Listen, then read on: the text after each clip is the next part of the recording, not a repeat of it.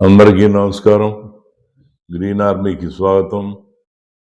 ఈరోజు మరి మన దేవస్థానం అధికారి ఒకరు, అంటే according to law from service commission వారు గతంలో ఒక బీసీని ఇంకొక రైతుని సుమారు దాదాపు 18 సంవత్సరాలుగా సాగులో ఉన్నటువంటి వ్యక్తుల్ని సీఎం ఫేషి నుంచి వచ్చిందంటూ ఎల్లగొట్టమని ఎలా అక్రమ సర్వే చేశాడో, మరి అలాగే ఏం రంగం వేశాడో, అప్పుడు రైతు శ్రీరంగం అనే ఆయన మండల సర్వేరు సురేష్ గారు మరి ఏం చెప్పారో మీరే చూడండి.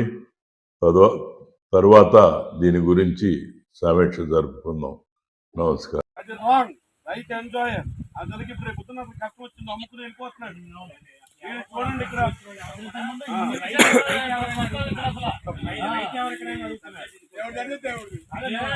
నేను అమ్మేసుకున్నా ఆడికట్టినా సరే నా పేరు మీద రసీదు కడుతున్నాడు.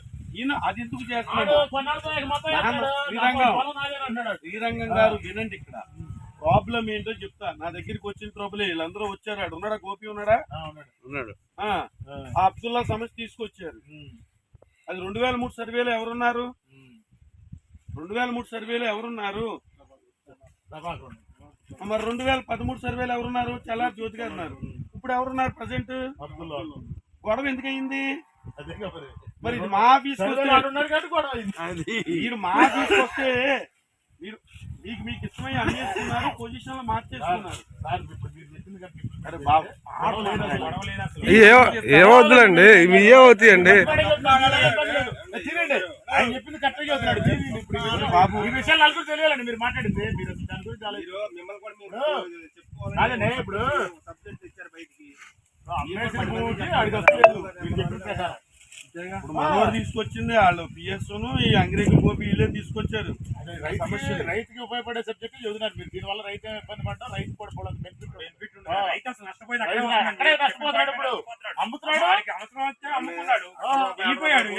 వాళ్ళు నాకు ఆ పేరే ఉంది కదా, వాడు డబ్బులు కడతాడు. తెల్లా తగ్గినారా ఈ సమస్య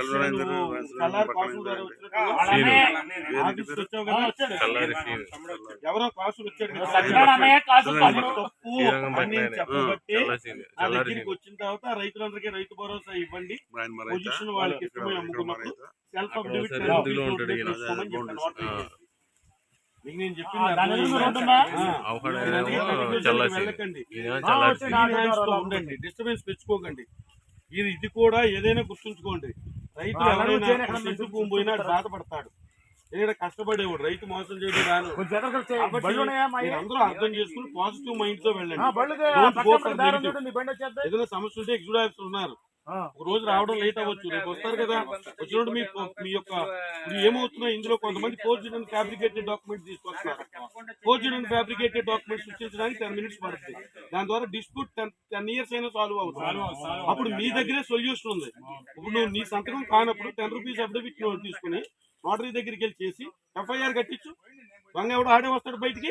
ఈ కాగితం ఎలా వచ్చిందో తేలద్దే. మీరు అలా చేయనంతకాలం సమస్యలు ఎలా సాల్వ్ అవుతాయి? ఎగ్జిక్యూటివ్ ఆఫీసర్ మీద పెట్టేసేస్తే సరే డూ ఇట్.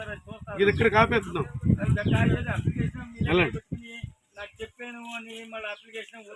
ఏది విఆర్ఓ ఏంటి వస్తుందా లేదా అడుగుతున్నా.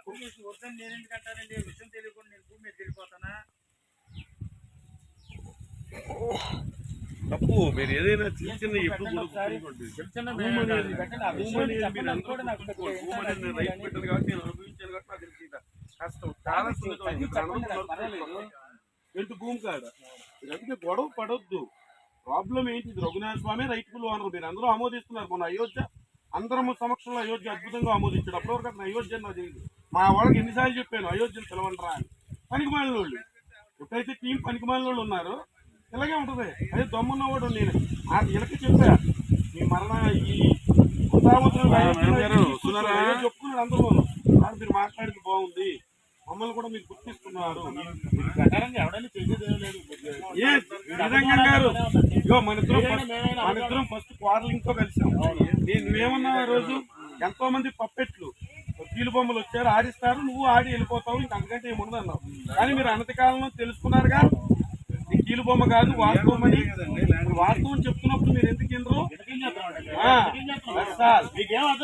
ఇప్పుడు కూడా చెప్తాను నేనండి, ఫోర్జెడ్ అండ్ ఫ్యాబ్రికేటెడ్ డాక్యుమెంట్స్ ఉంటే మీ దగ్గరే సొల్యూషన్ ఉంది. ఆ సంతకం కాకుండా ఎవరైనా కాగితం చూపించాడు అనుకో, 10 రూపీస్ అఫిడవిట్ తీసుకోండి, వెళ్ళి నోటు రాసేయండి, అందులో ఎవరి డాక్యుమెంట్ జనరేట్ చేసి ఈ డాక్యుమెంట్ సంతకం నాది కాదని తీసేసుకోండి, వెళ్ళి ఎఫ్ఐఆర్ కట్టించండి. మీరు అసలు రైతులు చెప్పింది కరెక్టే. ఎందుకంటే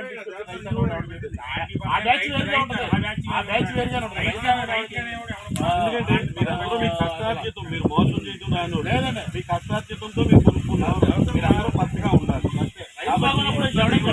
యూత్ని ఎప్పుడు ఎంకరేజ్ చేయండి. రైతు నవ్వుతో మీకు కడితే దేవుడు బాగా అందరూ అది నేను అదే అంటున్నా.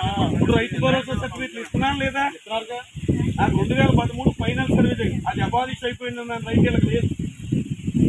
ఇక మేము రెవెన్యూలో పార్టీ ఎండోర్మెంట్ కూడా అంటే నేను మాట చెప్తాను, మన పూర్తి జీవో రద్దు అయిపోయింది అనుకుంటున్నాను. కాదండి ఈవో గారు, అబాలిష్ అయిందని రైతు మాకు లేదంటారు. ఒక వినండి సార్, నాది కూడా వినండి, నా మాట కూడా. మొన్న రీసర్వే జరిగింది, రీసర్వే 13 నోటిఫికేషన్ అయిందంటే పాత రికార్డు అబాలిష్ అయినట్టే. ఆ విధంగా అర్థం చేసుకోండి. మేము మాకు రైతు లేదంటారేంటి? 2023లో జరిగిన రీసర్వే 13 నోటిఫికేషన్ అయిపోయింది, పాత రికార్డు అబాలిష్ అయినట్టు లెక్క. అవలేదంటే ఎట్లా మీరు? సరే ఆయన ఏదో రాసిస్తారట, తీసుకోండి స్టేట్మెంట్, తహసీల్దార్కి రాస్తాను అనుకున్న దాన్ని బట్టి. అప్పుడు ఆయన మాత్రం ఏం చేస్తారు, తహసీల్దార్ కింద ఉండి ఆయన తహసీల్దార్ ఇచ్చిన డైరెక్షన్ ఆయన యాక్ట్ చేస్తాడంతే. మరి సీఎం పేషి కంప్లైంట్ ఇది లేట్ అయ్యే కొలది మనందరికీ నష్టం. వీలైనంత త్వరగా దీన్ని మనం క్లియర్ చేయాలి. సోమవారికి కావాల్సినట్టు సోమవారికి కావాలి, రైతు కావాల్సినట్టు రైతు కావాలి. 430 జీవో అమల్లో ఉంటే 430 జీవో రద్దు అయిపోయింది. అయినా మరి దానికి ఒప్పుకోవట్లేదు ఈవో గారు. మరి మా తప్పో లేక నీ తప్పో మాకు డౌట్ క్లారిఫికేషన్ చేయండి. అది నేనేమే అంటలేదు మిమ్మల్ని వేరే విధంగా చెప్పింది కరెక్ట్. సరే మనం ఆఫీస్ లో మాట్లాడుకుందాం. ఇగో మనోడు లైవ్ సినిమా చేస్తాడు. ఏమవుతుందండి మీకు? మీరు చెప్పిన మాటలు గోపి అన్న నన్ను గట్టిగా తీయన్నా, తెలియని మాటలు దానివల్ల ఇబ్బంది వద్దన్నా, ఊరికే చాలు తీసావుగా, చాలు గోపి మళ్ళీ తర్వాత మళ్ళీ ఆయన తీసాక